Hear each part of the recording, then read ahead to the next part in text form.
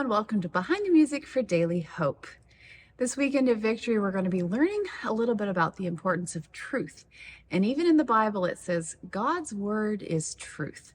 So we're going to talk about the importance of the Bible and what things are truthful. And so I hope you'll be a part of worship and learn a little bit more about that. In our hymnal, usually when you turn to a hymn, you'll see many, many verses. 4 is standard, 3 sometimes. Sometimes there's a lot written on the bottom. There can be 6, 7, 8. Sometimes if you go and you research the hymn, you find out that the author actually wrote maybe 12 because they wanted to tell a full story and make sure they covered everything. But there's one hymn in our hymnal that only has one verse. One verse. And maybe that was because the author felt that he covered everything in that one verse. Now, Nikolai Grundtvig, don't check my Germanish pronunciation of a Danish word. He was a pastor, a poet, many other things involved around Copenhagen. And he really felt that truth and the Bible were so important to the church. He actually came at odds with his church because he felt that the church as a whole at that time, they had a king and things. He was in the late 18th century, early 19th century.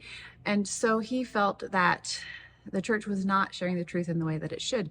Because of that, he was fined. He actually ended up losing his job, was very much discriminated against. But still, he didn't lose his desire to share the truth. He actually wrote a sermon and shared it that was called, "Why Has the Lord's Word Disappeared from His House?" It's kind of a strong title for a sermon. I don't think we've had one quite like that here at Victory. But he really felt the need for the Bible to be used more in the church, which would explain why this hymn that we have in our hymnal is titled, "God's Word is Our Great Heritage." Let me read the words for you. God's Word is our great heritage and shall be ours forever. To spread its light from age to age shall be our chief endeavor.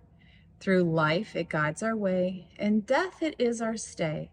Lord, grant, while time shall last, your church may hold it fast throughout all generations. So probably he didn't need any more verses because he summed up what he was trying to say about the importance of God's word right in that one verse. Now it's fitting that this pastor who suffered for the sake of trying to share truth, the tune that is set with this text comes from Martin Luther, the great German reformer. I think you'll recognize it.